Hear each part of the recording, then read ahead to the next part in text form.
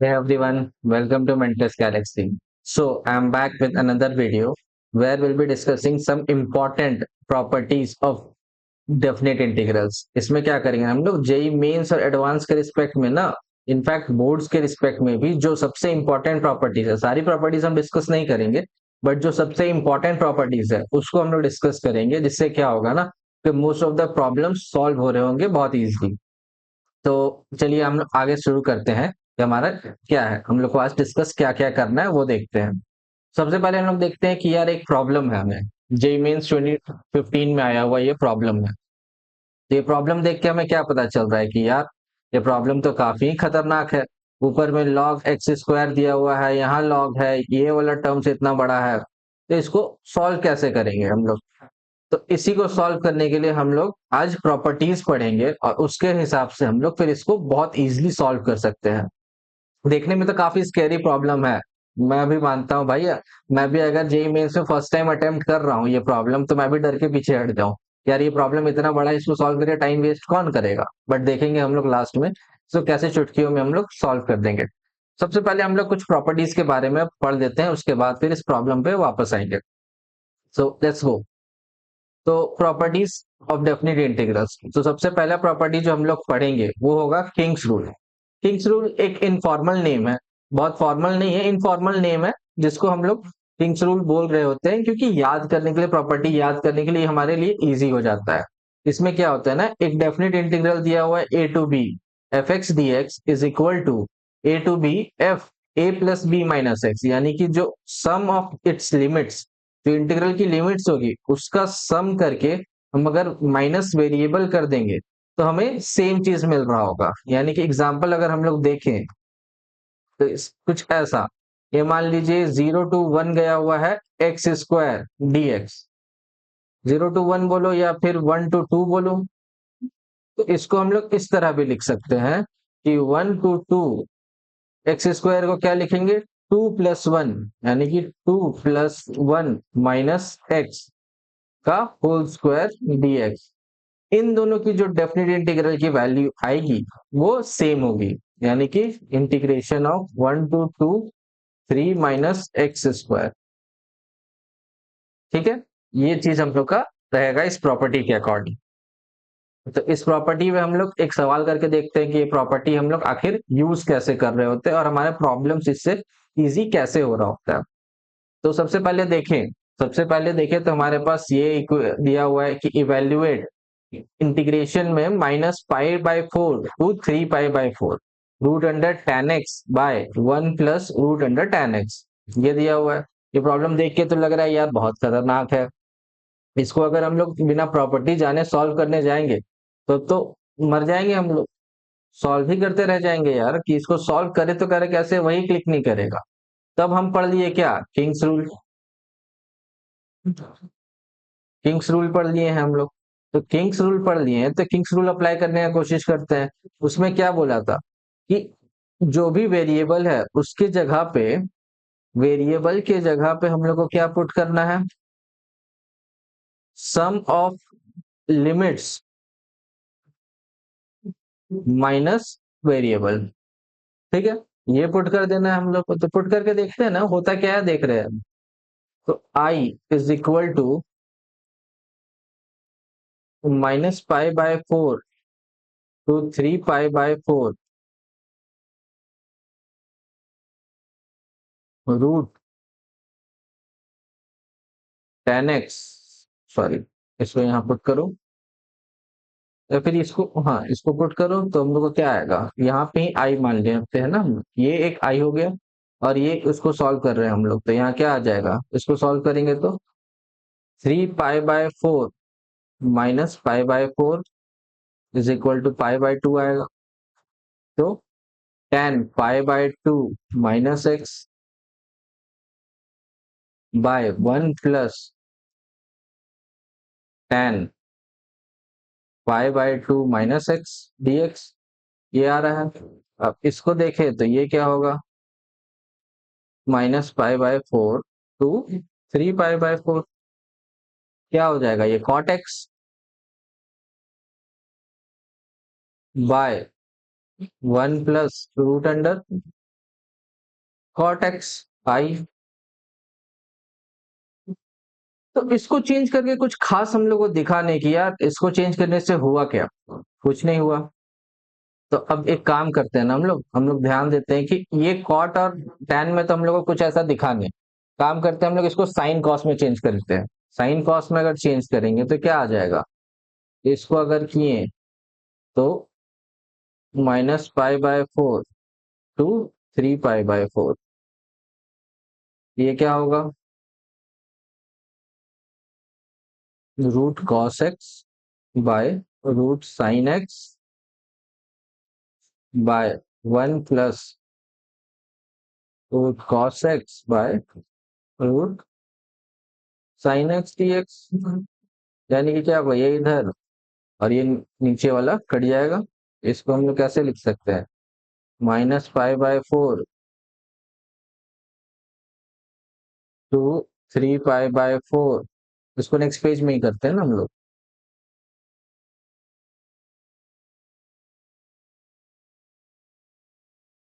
आई की क्या वैल्यू आ गई, -π/4 टू 3π/4,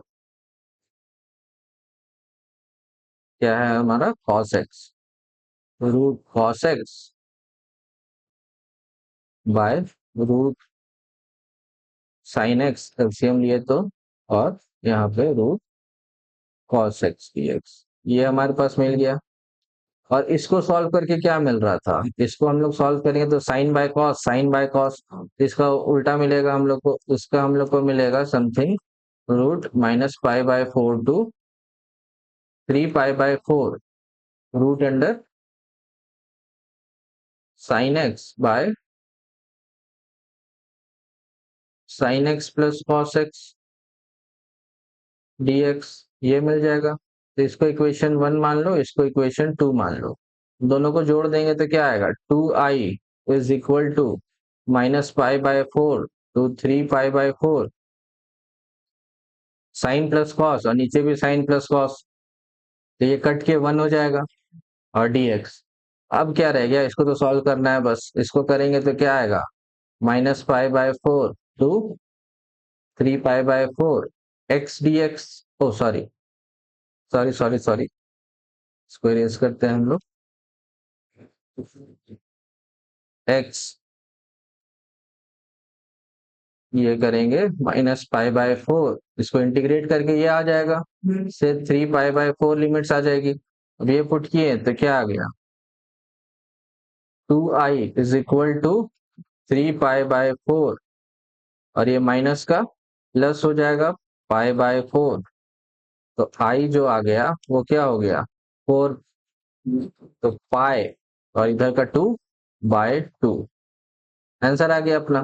कितना इजी रह गया, ऐसे कैलकुलेट करना प्रॉपर्टी लगा के, और वैसे करने जाते तो हम तो करते ही रह जाते यार।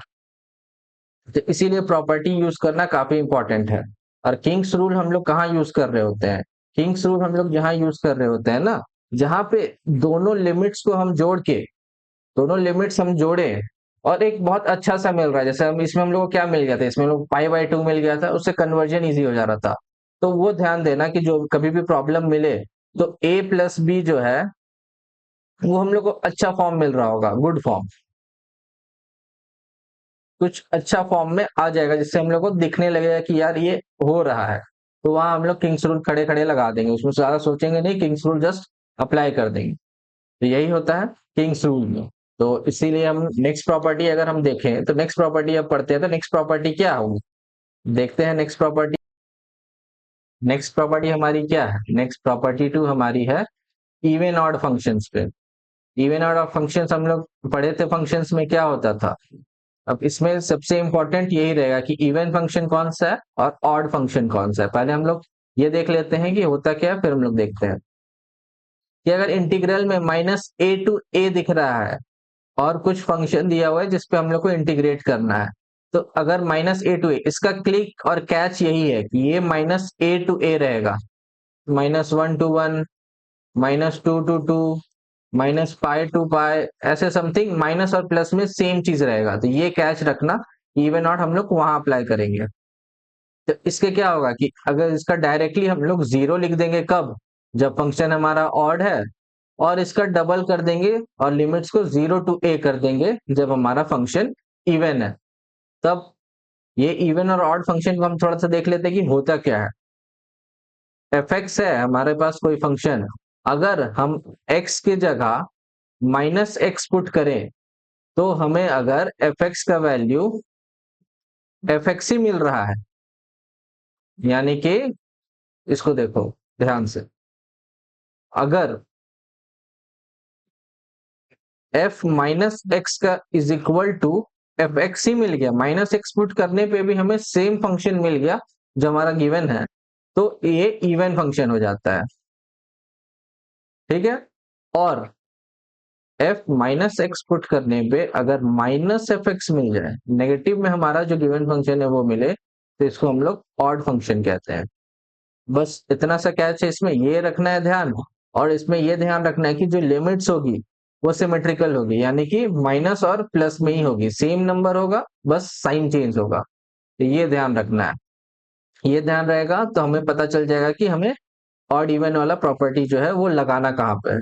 तो हम इस पे भी एक प्रॉब्लम देखते हैं कि इसको कैसे यूज करेंगे।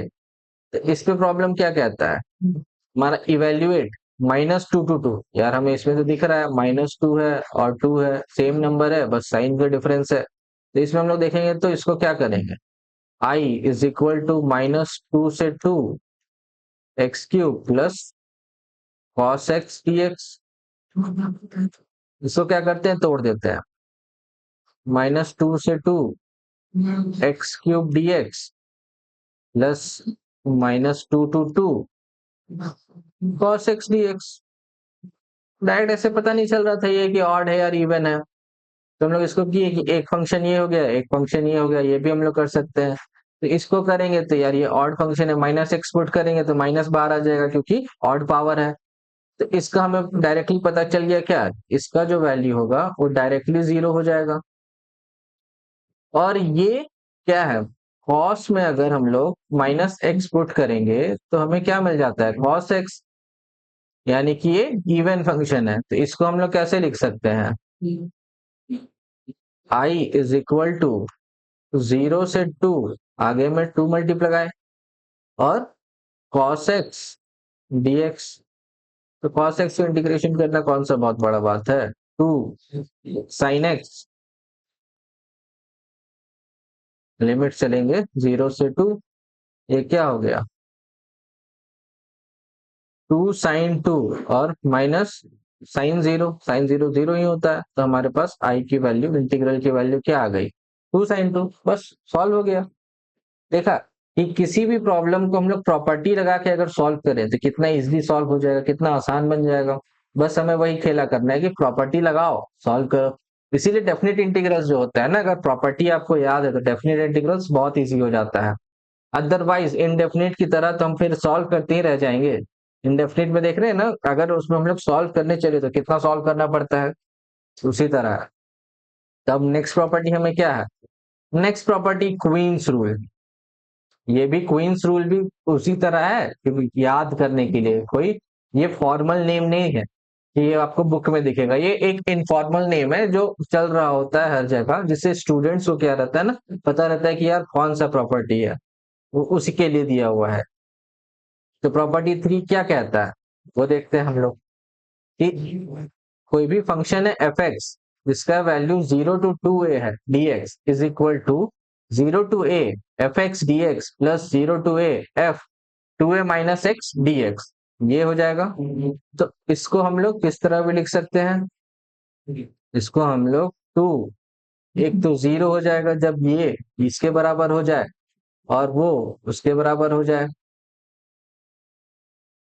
इसमें हम लोग क्या देख रहे थे कि इस चीज को हम लोग ऐसे भी लिख सकते हैं, जब ये हमारा F 2a minus x minus F X हो जाए तो हम लोग इसको 0 लिख सकते हैं। कैसे, 2a माइनस एक्स माइनस हो जाएगा तो ये दोनों कट नहीं जाएगा, कट के 0 हो जाएगा। और अगर ये हो जाए एफ एक्स के बराबर तो हम लोग ये डबल हो जाएगा। सिंपल है, ये दिख रहा है अपने को। जो इसमें क्वींस रूल में भी हम लोग ये चीज हम ध्यान से देख रहे होंगे कि एफ 2a माइनस एक्स क्या बन रहा है, ठीक है, ये हमारे लिए इंपॉर्टेंट होगा। तो अब इसमें हम लोग पहचानेंगे कैसे कि क्वींस रूल कब लगाना है। क्वींस रूल लगाना और ये क्वींस रूल और किंग्स रूल, ये दोनों में काफी कंफ्यूजन होता है कि दोनों में से कौन सा यूज करें।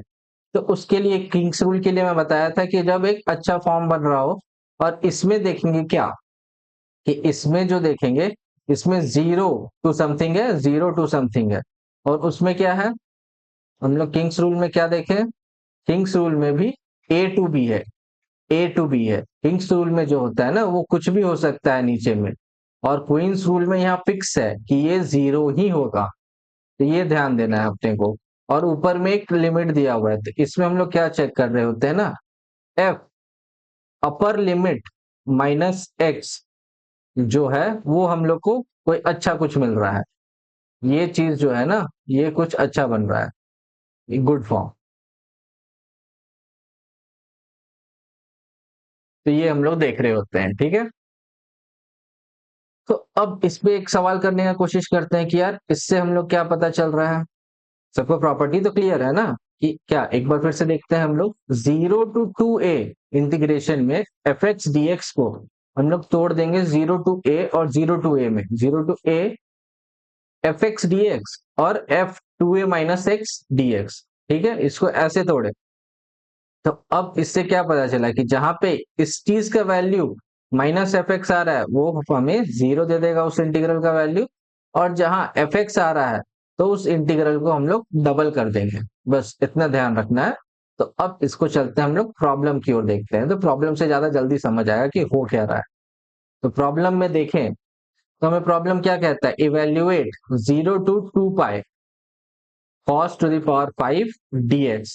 अब इसमें हमें दिख रहा है कि नीचे जीरो है और ऊपर 2 पाई है, तो हमेशा ये डबल नहीं रहेगा, हमेशा ये देखना कि 2a की फॉर्म में नहीं रहेगा, 2a की फॉर्म कभी कभी बनानी पड़ती है, जैसे पाई दे दिए, सिर्फ पाई रहता है तो बोलते हैं कि यार क्वींस रूल कैसे लगाएं इसमें, इसमें तो डबल नहीं दिया हुआ है, लेकिन ऐसा नहीं है, इसको इस रिस्पेक्ट में लिख सकते हैं, 2 into पाई/2, ये भी तो हो गया, डबल हो गया ना पाई/2 का। तो ये हम लोग देख रहे होंगे ध्यान से कि ये कहाँ कहाँ यूज करना है, ये हमें क्लिक करना चाहिए। तो वो देखेंगे हम लोग, इसमें बताया ना कि अपर लिमिट माइनस एक्स बना के देखना कि वो क्या बन रहा है, तो उससे अपने आप आइडिया लग जाएगा, ठीक है। तो इसको देखें तो करो यार। तो इसको हम लोग कैसे सॉल्व करेंगे बताओ, क्वींस रूल लगाएंगे। क्वींस रूल के लिए क्या था, क्वींस रूल के लिए लगाओ हम प्रॉब्लम। तो इसको आई आई इसको मान लो, अब इसको तोड़ो। तो सबसे पहले क्या निकालेंगे हम लोग, सबसे पहले निकालेंगे ये वाला पार्ट, ये निकाल के हम लोग कोशिश करते हैं कि एफ जो है वो अपर लिमिट माइनस एक्स हमें क्या दे रहा है, यानी कि कॉस पर लिमिट क्या है, 2 pi - X whole to the power 5। अगर हम पुट करेंगे तो हमें इसका क्या वैल्यू मिलेगा, 2 पाई - एक्स क्या होता है, वो सेम चीज आ जाएगा। तो कॉस पे पावर 5 एक्स ही आ गया, यानी कि एफ एक्स दे रहा है हमें। वापस से हम लोग एफ एक्स पे ही आ गए, एफ एक्स से चले थे एफ एक्स पे आ गए। तो एफ 2a - x ये हमें एफ एक्स ही मिल गया। यानी कि इसमें अब क्या कर सकते हैं हम लोग, इसको डबल कर देना है। तो i 0 to पाई, डबल करो, और ये वाला फंक्शन लिखो cos पे पावर 5 x, ये आ गया। अब इसको कैसे सॉल्व करेंगे यार, बताओ कैसे सॉल्व करें इसको। इसको सॉल्व करने के लिए क्या है, फिर से क्वीन रूल लगा दो ना। क्वीन रूल ऐसा थोड़ी है कि नहीं लगा सकते, अभी मैं बताया था ना कि इसको तोड़ना है ऐसे, इसको तोड़ दो, अप्लाई अगेन क्वीन रूल।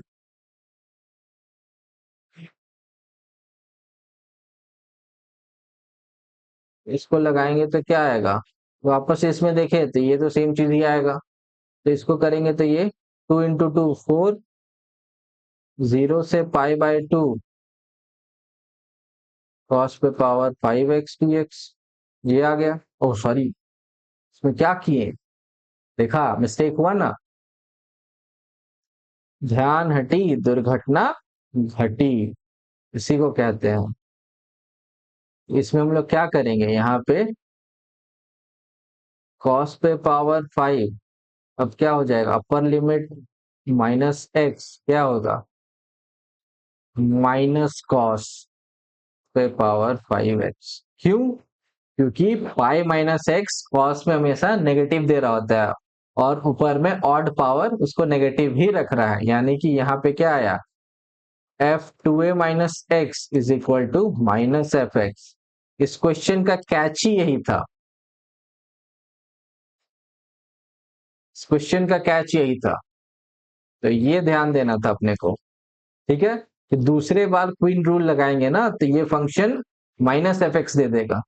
तो अब हमें क्या खड़े खड़े लिख सकते हैं कि इसकी इंटीग्रल की वैल्यू 0 हो जाएगी, क्योंकि F two A minus X is equal to minus F X हो गया, बस कहानी खत्म। देखा, क्वीन रूल लगाए, क्वेश्चन 3 स्टेप में सॉल्व। इसमें क्या कैच था कि 2 बार क्वीन रूल अप्लाई करना है और दूसरे बार में वो फंक्शन नेगेटिव हो जाएगा, बस ये ध्यान देना था। तो इसी के साथ हम लोग नेक्स्ट प्रॉपर्टी पढ़ते हैं कि नेक्स्ट प्रॉपर्टी क्या है भैया। नेक्स्ट प्रॉपर्टी देखे तो इसको स्प्लिट प्रॉपर्टी कह रहे हैं हम लोग। क्यों स्प्लिट प्रॉपर्टी कह रहे हैं? क्योंकि ए टू बी हम लोग को मेन जो इंटीग्रल हम लोग को क्वेश्चन में दिया हुआ है ए टू बी है, उसको हम लोग किसी सी के साथ स्प्लिट कर दिए, जहां ए टू सी चल रहा है फिर सी टू बी चल रहा है, और फंक्शन एज इट इज चलेगा। बस जो ये है ना, उसको एक बीच में ले आए कुछ, कि ए टू बी जो है, ए से बी दिया हुआ है हमें डोमेन अगर लिमिट्स, तो इसके बीच हम लोग एक सी वेरिएबल ले आए, तो सॉरी सी लिमिट ले आए, जो इसको ऐसे ले जाएगा ए टू सी फिर सी टू बी। इसको समझने के लिए क्या है, यार तुम एक दोस्त के घर जा रहे थे, तुम्हारा दोस्त यहाँ रहता है, यहाँ जा रहे थे, तुम्हें ये रास्ता है, अब इसमें क्या है ना, इस ये रास्ता बहुत खराब है, रास्ता बहुत खराब है, तो इसमें तुम क्या करोगे, चलो यार दोस्त एक और बीच में रहता है सी, उससे मिल लेंगे, फिर इससे इससे चल जाएंगे। तुम लोग को, तुमको जो डायरेक्ट कॉपी इसके पास मान लो पहुंचाना था, एक कॉपी इसको देना था, यहाँ से यहाँ दे दे, तुम क्या किए ना, तुम इस दोस्त को गए, यार इसको दे देते हैं, फिर ये जाके इसको दे देगा, बस यही चीज करना था अपने को कि इससे इजी हो जाए अपने लिए। तो ये कहाँ कहाँ हम लोग देख रहे होंगे कि कहाँ कहाँ अप्लाई करेंगे, ये हम लोग का कहाँ मॉड्यूलस में काफी ज्यादा यूज हो रहा होता है, या फिर ग्रेटेस्ट इंटीजर फंक्शन हो गया। सिंपली कहें तो जहां जहां फंक्शन कभी कभी डिसकंटिन्यूअस होता है, उसमें हम लोग यूज कर रहे होते हैं कि यहाँ यहाँ तक कैलकुलेट कर लिए, हम लोग को पूरा का इंटीग्रल कैलकुलेट करना था, तो इसमें क्या किए, यहाँ से यहाँ कैलकुलेट किए और यहाँ से यहाँ कैलकुलेट किए और दोनों को सम कर दिए, तो हमें इस पे कैलकुलेट करने का जरूरत नहीं पड़ा और हमें इंटीग्रेशन मिल गया। बस यही है। तो हम नेक्स्ट क्वेश्चन देखते हैं कि क्वेश्चन में इसको कैसे अप्लाई करना है। तो अपने पास क्वेश्चन क्या दिया हुआ है कि ये जो इंटीग्रल है 0 to 9 ग्रेटेस्ट इंटीजर फंक्शन में रूट अंडर एक्स प्लस 2 दिया हुआ है अपने को, तो इसको कैसे सॉल्व करेंगे वो देखते हैं हम लोग। इसको सॉल्व करने के लिए हम लोग क्या करेंगे, अब ग्रेटेस्ट इंटीजर फंक्शन कहाँ कहाँ डिसकंटिन्यूअस होता है, वो सारे के सारे इंटीग्रल वैल्यूज पे डिसकंटिन्यूअस होता है, इंटीग्रल वैल्यूज पे डिसकंटिन्यूअस होता है,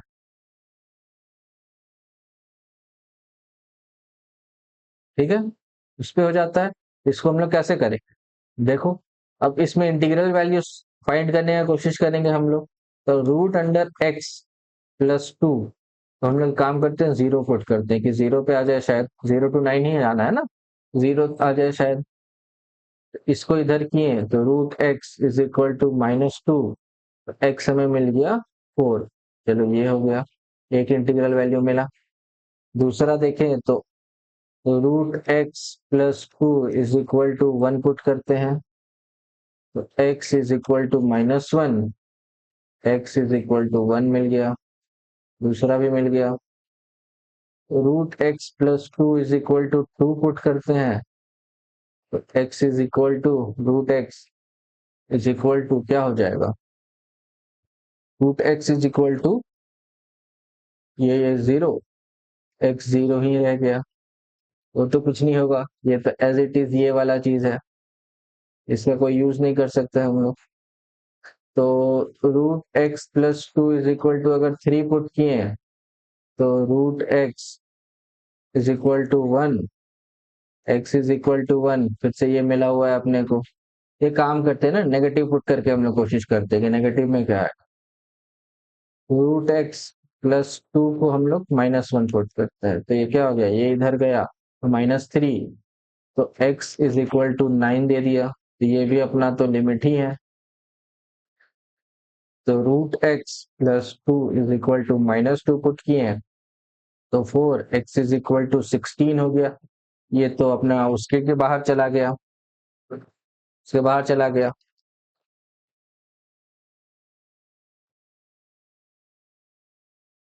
तो हम लोग ये नहीं पुट कर सकते, तो अपने को क्या मिला, ये मिला और ये मिला। तो हम लोग क्या कर सकते हैं, x इज इक्वल टू 4 तक और 1 तक हम लोग कर सकते हैं। तो इसको हम लोग कैसे तोड़ेंगे, तोड़ो। इसको हम लोग नेक्स्ट पेज लेते हैं, यहाँ पे कंजस्टेड हो जाएगा।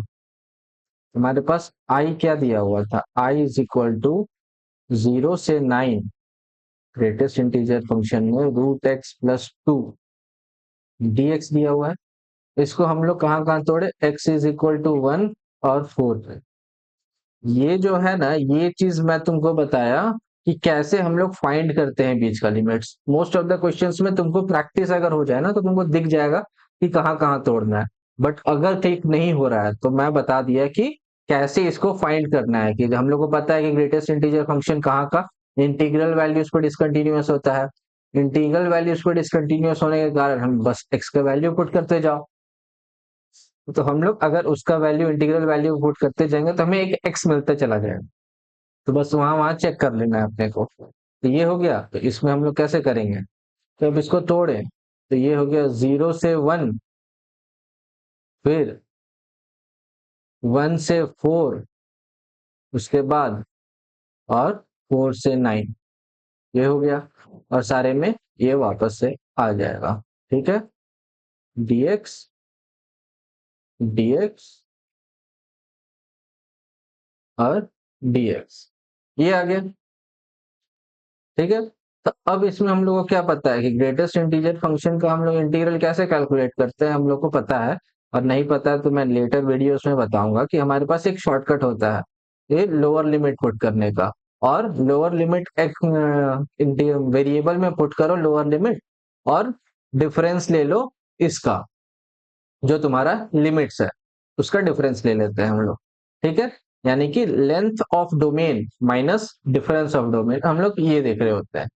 इसको हम लोग पुट करेंगे डायरेक्टली, तो क्या आ जाएगा, 0 पुट किए तो 2, और ये आ गया 1 - 0, प्लस 1 पुट करे तो 1 + 2 3, और 4 - 1, प्लस 4 पुट करे तो 4 का 2 हो गया, 2 + 2 4 बाहर, और 9 - 4, इसको कैलकुलेट करेंगे तो कितना आ जाएगा, 2 प्लस कितना हो गया, 2 + 3 - 3 9, +4, और ये हो जाएगा 20।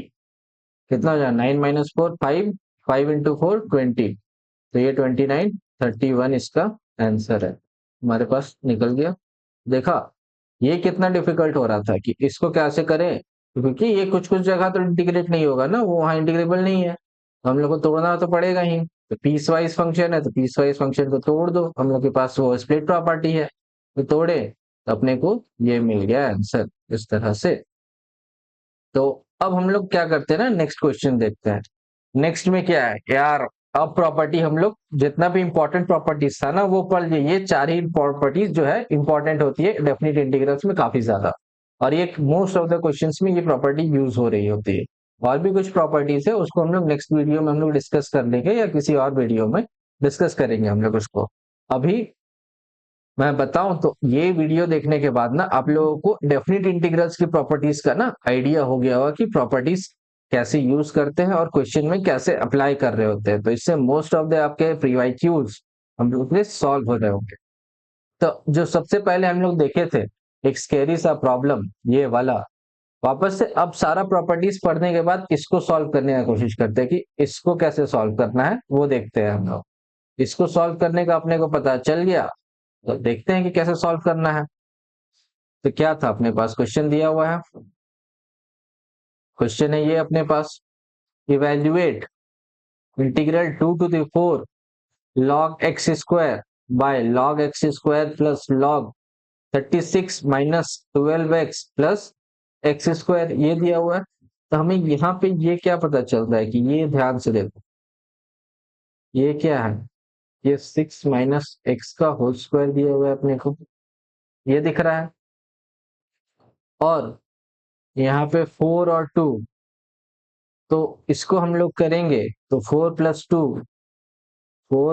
टू और माइनस एक्स, तो ये क्या हो जाएगा 6 - x। यार ये तो बहुत तगड़ा फॉर्म बन रहा है, ये सिमिलर सिमिलर हो रहा है। तो इसमें हम लोग को क्लिक कर गया कि क्या अप्लाई करना है, किंग्स रूल। बस किंग्स रूल अप्लाई किए, क्वेश्चन सॉल्व। अब तो कुछ करना ही नहीं है, बस देखो ये आई मान लो इसको। अब यहाँ पे नेक्स्ट किंग्स रूल अप्लाई किए तो क्या हो जाएगा, 2 से 4